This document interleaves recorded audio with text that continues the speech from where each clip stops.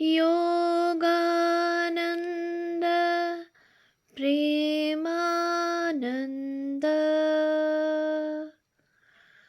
चान्ये बोये च पार्षदाः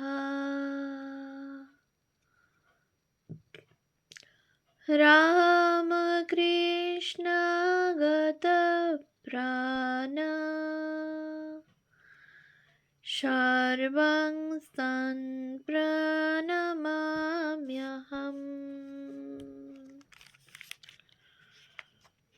পূজনীয় স্বামী বিরজানন্দজি মহারাজের রচনা পরমার্থ প্রসঙ্গ গ্রন্থ থেকে পাঠ, পৃষ্ঠা সংখ্যা 62, 248। ভগবান সাধকের প্রতি কৃপা করে ও তার আরাধনার সুবিধার জন্যে রূপ ধারণ করেন।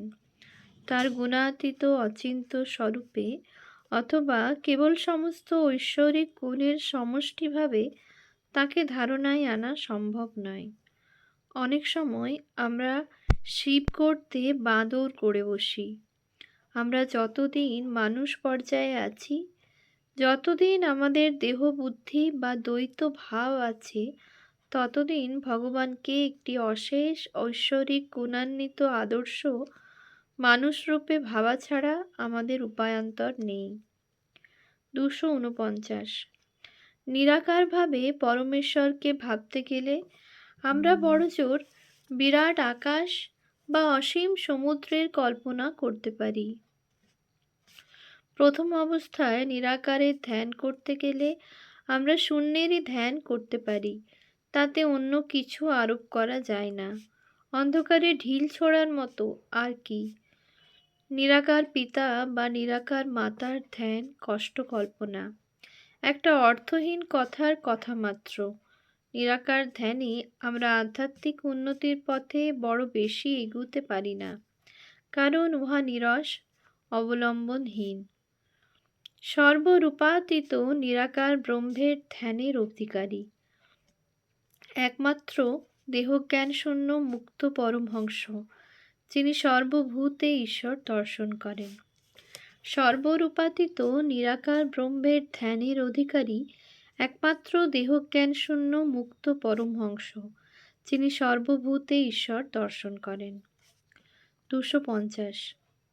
ভগবান শ্রীকৃষ্ণ গীতায় বলেছেন, সাধুদের পরিত্রাণ, দুর্জনদের বিনাশ ও ক্ষয় উন্মুখ ধর্মের সংস্থাপনের জন্যে আমি যুগে যুগে জন্মগ্রহণ করি, কিন্তু এহবাহ্য আগে কহ আর আছে।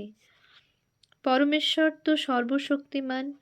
তিনি মানুষ শরীর ধারণের অশেষ ক্লেশ সহ্য না করেও ইচ্ছা মাত্রেই এইসব সম্পাদন করতে পারতেন। তার অবতারত্ব সম্বন্ধে এইটিকেই প্রকৃষ্ট প্রমাণ বলে নেওয়া যায় না। ধর্মদ্বেষী অত্যাচারী কংস ও শিশুপালকে বধ করেছিলেন বলেই তাকে ঈশ্বরের অবতার বলা যায় না। জগতের ইতিহাসে এমন অনেক ঘটনা পাওয়া যায় যাতে ওই রকম অত্যাচারী রাজাকে হত্যা করে প্রজাদের দুঃখের শান্তি করা হয়েছে। অলৌকিক ঘটনাও যোগসিদ্ধ মহাপুরুষদের জীবনে অনেক দেখা যায়। তাদের অসাধ্য কিছুই নেই।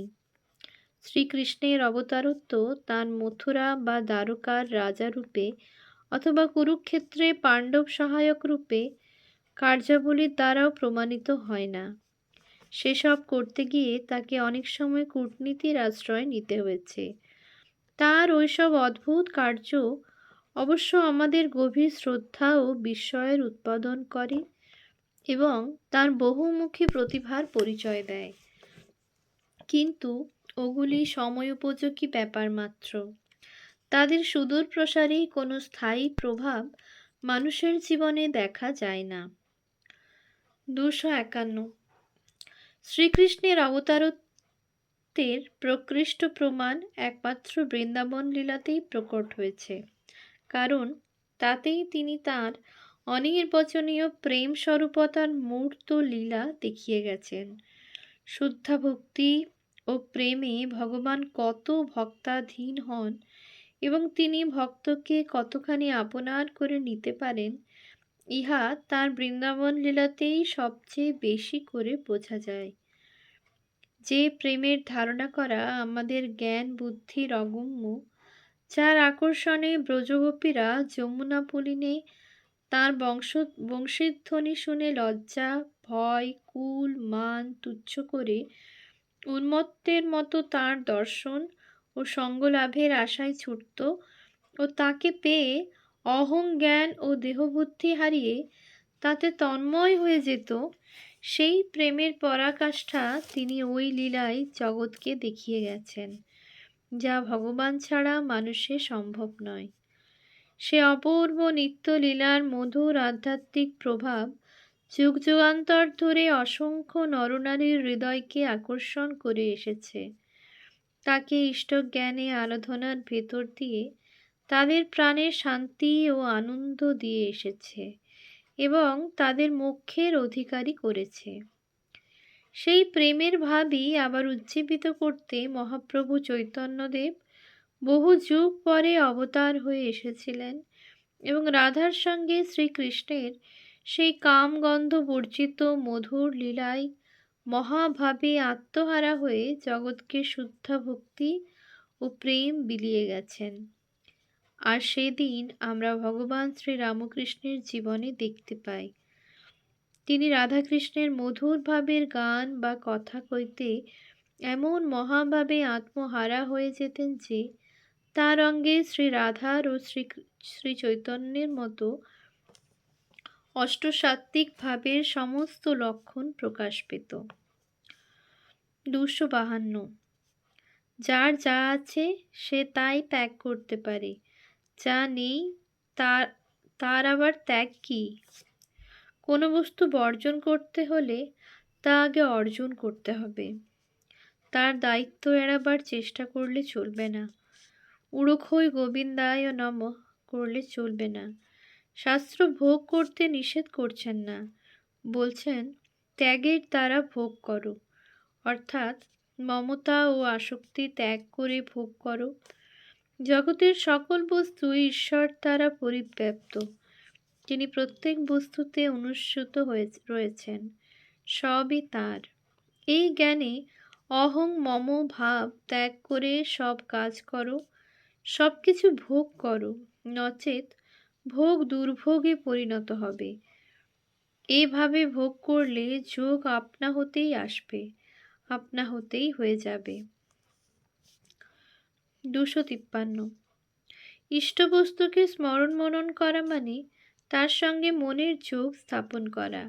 সেই চিন্তাধারা যত গাঢ় ও একটানা হবে, চিত্তবিক্ষেপকর বৃত্তিগুলি যত শান্ত হবে, ততই সেটা তৈলধারার মতো অবিচ্ছিন্ন হবে। তাকেই ধ্যান বলে। সেই ধ্যান আরও গাঢ় হলে ধ্যেয় বস্তুর সঙ্গে একীভূত হয়, তদাকার কারিত হয়ে যায়। সে অবস্থাকে সমাধি বলে। তখনই স্বস্বরূপের পূর্ণ অনুভূতি হয়, ইষ্ট দর্শন বা ভগবান লাভ হয়। তখনই উপনিষদ বলছেন, হৃদয়ের গ্রন্থি অর্থাৎ কামনাদি নষ্ট হয়, সমস্ত সংশয় ছিন্ন হয়, কর্মফল ক্ষয়প্রাপ্ত হয়, সকল দুঃখের অবসান হয়। সুতরাং ভগবান লাভের প্রথম ধাপ হচ্ছে স্মরণ মনন, চিত্তবৃত্তির শান্ত ভাব। দ্বিতীয় ধাপ ধ্যান, তৃতীয় ধাপ সমাধি, শেষ ধাপ। প্রথম ধাপ হচ্ছে স্মরণ মনন, চিত্তবৃত্তির শান্ত ভাব। দ্বিতীয় ধাপ ধ্যান, তৃতীয় ধাপ সমাধি, শেষ ধাপ। একটা ধাপ ডিঙিয়ে আর একটা ধাপে যাওয়া যায় না।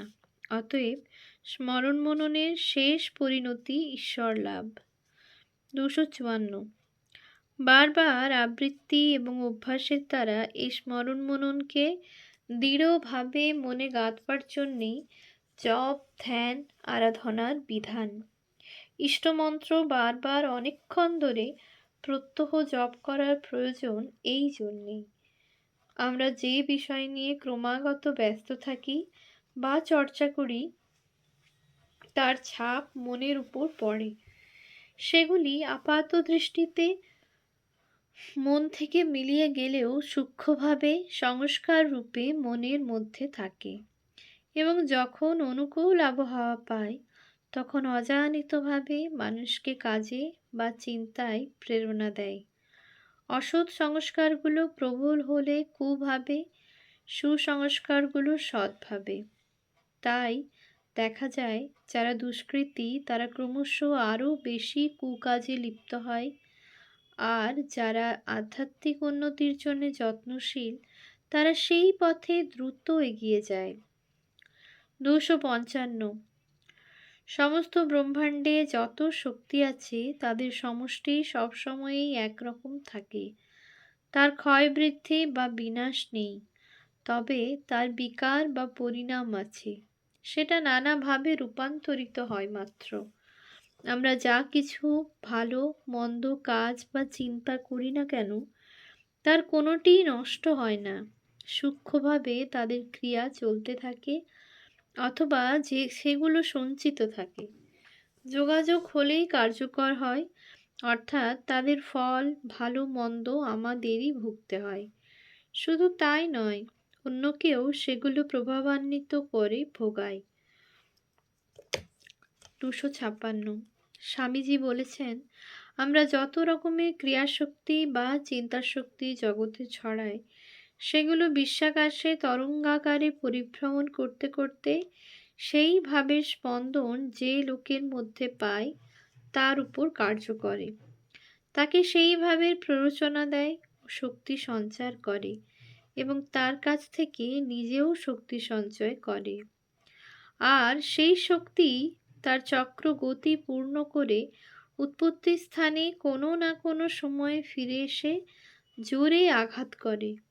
আমরা কারু অনিষ্ট করলে, কাউকে দুঃখ দিলে কখনো না কখনো এই জন্মে বা পরজন্মে আমাদের সেই রকম ফল ভুগতে হবে।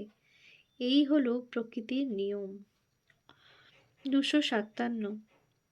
প্রকৃতির এই অকাট্য নিয়ম জানা না থাকায় কেন যে আমার এরকম ভোগ হলো তার কোনো চাক্ষুষ কারণ না পেয়ে অথবা তার কোনো অপ্রত্যক্ষ কারণ আমাদের সহজ বুদ্ধিতে ধরা যায় না বলে আমরা অদৃষ্টকে বা ভগবানকে দোষ দিই, তাকে নিষ্ঠুর বা একচোখা মনে করি। আমরা এমনই মোহে আচ্ছন্ন, নিজের কর্মফল যে নিজেকেই ভুগতে হবে মাই সুদ সমেত তা কখনো ভাবিই না। এসব পরিণাম ভেবে সমস্ত কাজ ও চিন্তাকে সংযত করবে, সৎপথে চালিত করবে। সাময়িক সুখ বা লাভের জন্যে কখনো অন্যের দুঃখের বা অনিষ্টের কারণ হবে না। ধর্মপথে অবিচলিতভাবে চললে দৈবী সম্পদের গীতা 16:1-3 অধিকারী হবে, চিত্ত শুদ্ধ হবে, ঐশী শক্তির ক্রিয়া অন্তরে প্রত্যক্ষ করবে। তখন এমনকি মন্দ করতে ইচ্ছা হলেও করতে পারবে না। ঠাকুর যেমন বলতেন এবং তার জীবনের ঘটনাই প্রমাণ করেছেন, বেতালে পা পড়বে না। পরম ধার্মিকের লক্ষণই তাই। 258। অনেকের ধারণা জ্ঞান মার্গ ও যোগ সাধন ছাড়া সমাধি হয় না। পাতঞ্জল যোগ দর্শনে আছে সাধ্যায় আদিষ্ট দেবতা সম্প্রয়োগা, মন্ত্র জপের দ্বারা ইষ্ট দর্শন হয়। তারপরই আছে সমাধি সিদ্ধির প্রণিধানাৎ, এবং আর এক জায়গায় আছে ঈশ্বর প্রণিধানাদ্বা, অর্থাৎ ঈশ্বরে মনের একাগ্রতা বা ঈশ্বরে সমস্ত ক্রিয়া ও তার ফল সমর্পণ করলে সমাধি অবস্থা প্রাপ্তি হয়। ভাষ্যকার ব্যাসদেব লিখছেন, ঈশ্বর প্রণিধান অর্থাৎ ভক্তি বিশেষ দ্বারা প্রসন্ন হয়ে ইচ্ছামাত্রই ভক্তকে অনুগ্রহ করেন। কেবলমাত্র তাঁর ইচ্ছার দ্বারাও যোগীর সমাধি লাভ ও তার ফল খুব শীঘ্র হয়ে থাকে। সুতরাং অষ্টাঙ্গ যোগ অভ্যাস না করলেও সমাধি হতে পারে। ভগবানের তন্ময়ত্ব লাভ ও সমাধি একই কথা, কেবল ভাব ও উপায়ের পার্থক্য। বস্তু লাভ ও তার ফল উভয়ের একই। যিনি নির্গুণ ব্রহ্ম, তিনি সগুণ ব্রহ্ম। তবে সগুণ ব্রহ্মের উপাসনায় দেহবুদ্ধি জীবের পক্ষে সহজ। ওম শান্তি শান্তি শান্তি। হরি ওম তৎসৎ। শ্রীরামকৃষ্ণার্পণমস্তু।